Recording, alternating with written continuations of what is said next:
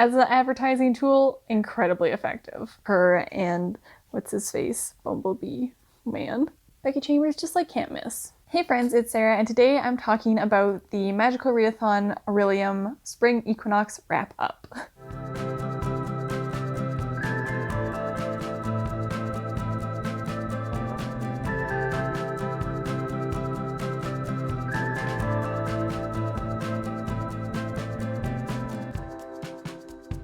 So last month in April was the Spring Equinox semester for the Magical Readathon hosted by Book Roast.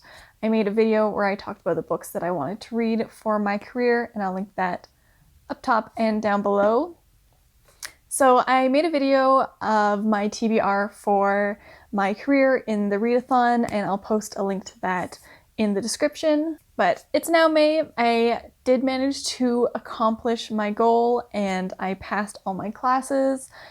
But as usual, I did not really stick to my TBR. Some of the books I did, and like half of them I didn't. So we're gonna take a look and see what I read for this readathon and what kind of changes were made. So first up for Alchemy, I was supposed to read Ashes of Gold, but I just like couldn't get into it. It's the second book in a series and I read the first one like 2 or 3 years ago and I don't remember what happens at all. So I ended up actually just browsing on Libby trying to find like a quick book I could read that had metal in the name, either like gold, silver, or like just anything metal. And I ended up tripping across the graphic novel for 6 to 8-year-olds, Plants vs. Zombies, number 8, Petal to the Metal by Wilde.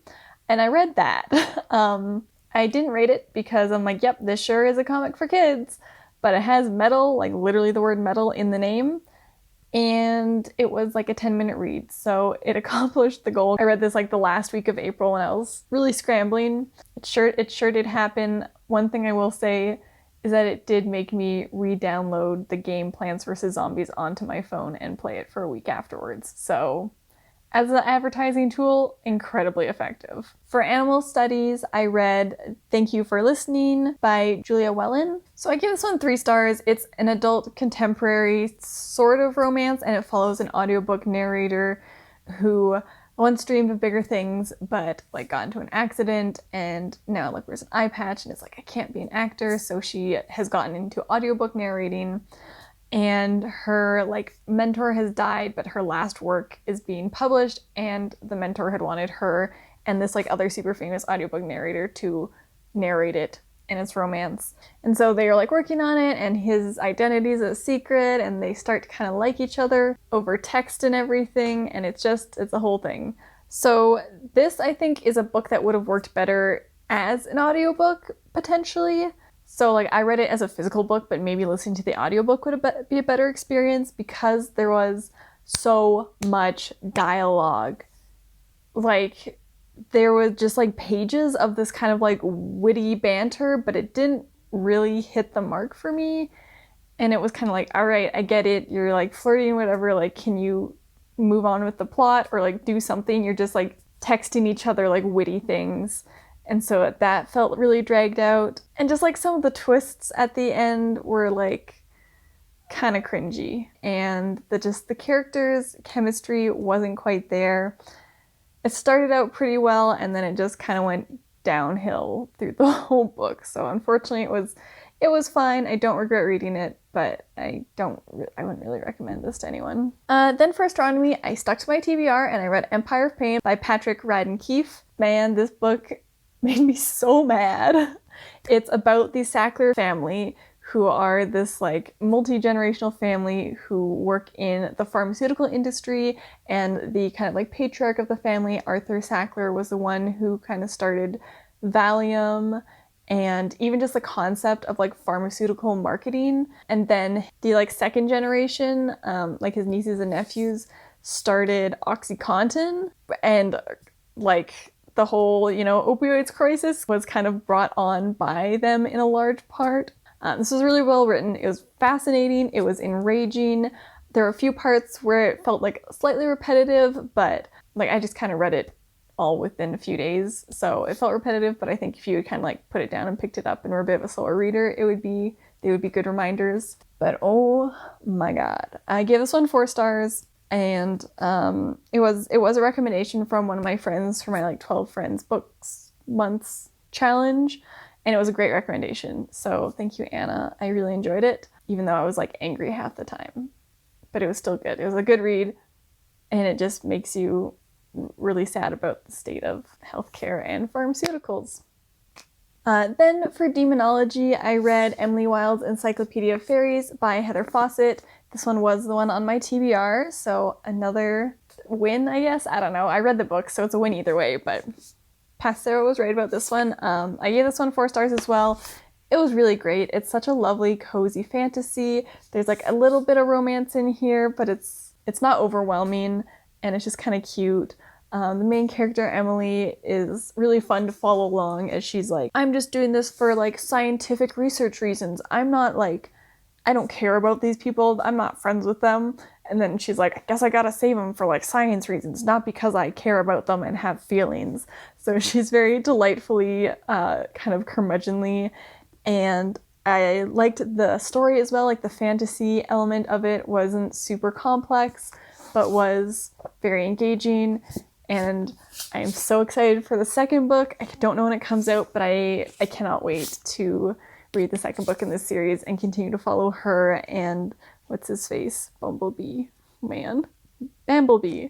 But I can't wait to follow her and Wendell in further adventures. I also thought that like Wendell, just because of his name, I thought he was like a 40-year-old like portly little professor at first, and then he like shows up and she's like, ugh, everyone's like, he's so handsome. And I'm like, oh, this is someone your age. Oops. But that was a little bit of a surprise to me. But yeah, I really enjoyed this. I would really recommend you read this if you enjoy fantasy, if you enjoy kind of cozy stories. Then for elemental studies, I was going to read Miss Meteor, but I ended up buying A Psalm for the Wild Built by Becky Chambers at a bookstore. And I had to read this, and it has flowers on the cover. So this was the substitute, and it's like less than 150 pages long. So I was like, I'll just read this. I gave this one 4 stars as well. It was beautiful. Another kind of like cozy, this one's more like sci-fi than fantasy, that also kind of explores more philosophical ideas about like our place in the world, the meaning of life, like how to find your purpose. Do you even need a purpose? All that sort of stuff. And I just really loved it. I related to this a lot because I think that's something that I struggle with, trying to find a sense of purpose in life. So I really enjoyed this. I also really want to read the second one of this. I'm going to have to go buy it to finish the duology. Becky Chambers just like can't miss. For Spells and Incantations, I read Paradise Now, which is a biography of Karl Lagerfeld by William Middleton. This one I gave 3 stars as well. It was fairly well written. It was pretty interesting. However, it didn't kind of talk about the more problematic things that Karl did and said. It had like one chapter where it kind of discussed some of his controversial comments, but not as much. Obviously, this is like kind of a friend who has written a book kind of in memorial of Karl, so they speak pretty highly of him. I also am not really much of a fashion person, so a lot of the name dropping just really didn't mean much to me, especially with it talking a lot about like the 60s and 70s kind of as he was up and coming. Those names meant absolutely nothing to me.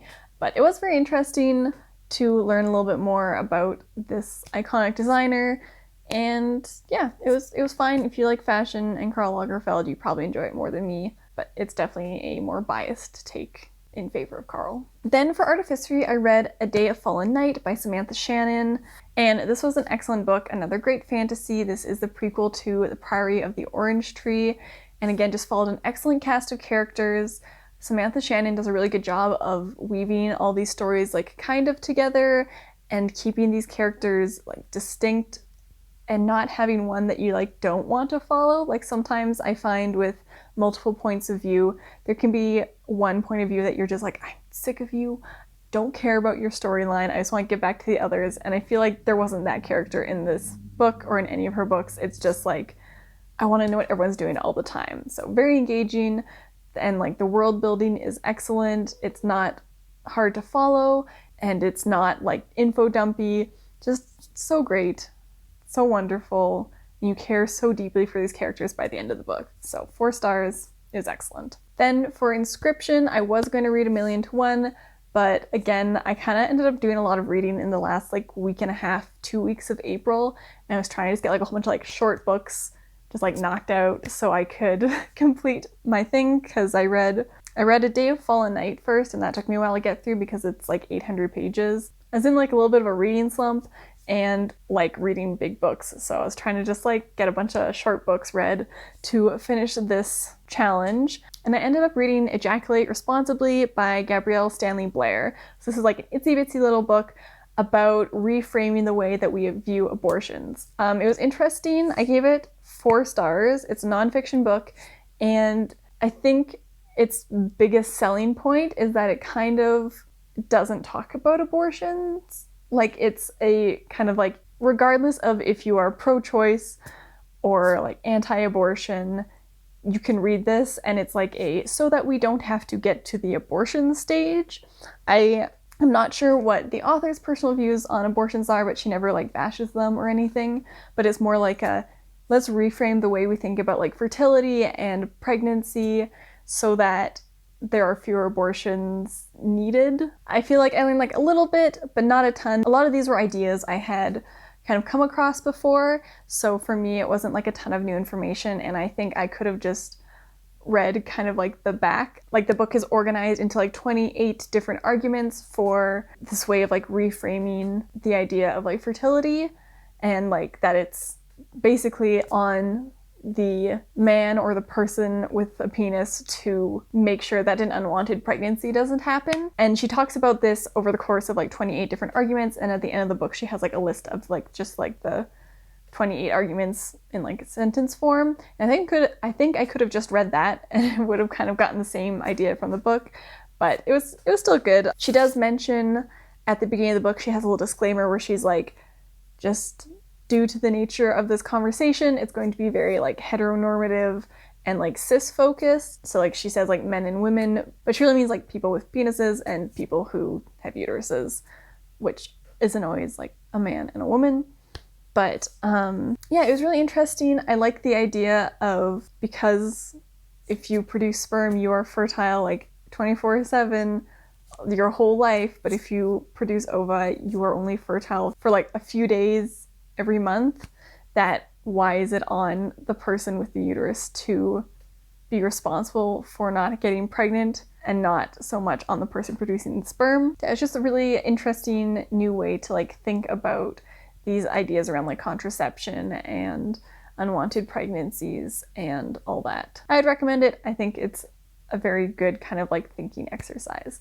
Some of the arguments were like a little repetitive. I'm like, that's just kind of like the same thing you said before, but still, it was still good. Okay, then for lore, I again read A Day of Fallen Night because I have enough guild points that my like kind of, not superpower, but my like special ability is that if I read a book over 500 pages, I can count it as like 2 separate books for like 2 separate prompts. So I ended up counting this as my lore prompt as well. It's the same review, it's the same book, so it was great. Yep. And then finally, my last class that I took was Restoration, and for that I read Modesty, A Fashion Paradox. Again, sticking with my TBR. This one I also talk about in my fashion video where I like read books for the Met Gala. I also talk about the Karl Lagerfeld book in there some more too, so if you are interested in these 2 books, you can check out that video. I'll have a link up top and in the description. So this was an interesting book, kind of framed as a reaction to the fashion industry always like sexualizing and objectifying women. The Modesty fashion trend, or like industry if you will, is focused on like covering more of the woman's body. It is primarily led by like Muslim designers and women who like want to wear fashionable clothing, but that is still modest and that fits with their religious beliefs. So like being covered more and not drawing attention to your body necessarily, but still being able to like look nice. It was very interesting. It was a really different idea and like way of looking at fashion than I'm used to, being from the Western world and not being Muslim. So I think it was really cool to like see different ideas around fashion. I gave it 3 stars because it was very like almost like an ad for some people. Like they'd be like, this person, Instagram handle, did these things, and there were chapters where it was just kind of talking about like one specific person or one specific clothing brand. So that was like a little like it's not supposed to be an ad. I want to know more about the kind of the ideas behind it and the philosophy and the history of it and all that, not so much the like, here is this brand who's doing this. That was like my kind of biggest complaint about it, I'd say. So those were the 9 books that I read for my courses for the Magical Readathon, and then I did start on the like Alchemy side quest, but I'm still in the middle of reading books for that, so maybe I'll make like a different video whenever I finish this quest. I think that's it. It was another successful Magical Readathon. I had a lot of fun. I read some really good books. I read a fair amount of kind of medium books, to be honest. It wasn't quite as much of a hit as normal, but I didn't have quite as many good books as normal, but I think that was just like kind of books that I had on my shelves, stuff I was trying to read for other videos as well, so it wasn't, I didn't have as much of a range to choose from as I normally would. But still great, still fun, and I will be back at Orilium Academy in August for that, when I have to read, I think probably like 14 books again. I don't know why I do this to myself, it's a lot of books. But anyways, thank you so much for watching this video. Don't forget to like and subscribe, and I hope to see you next time. Now go read a book. So then I read another book. I'm always reading another book. Snippy, no. Oh, you stupid animal.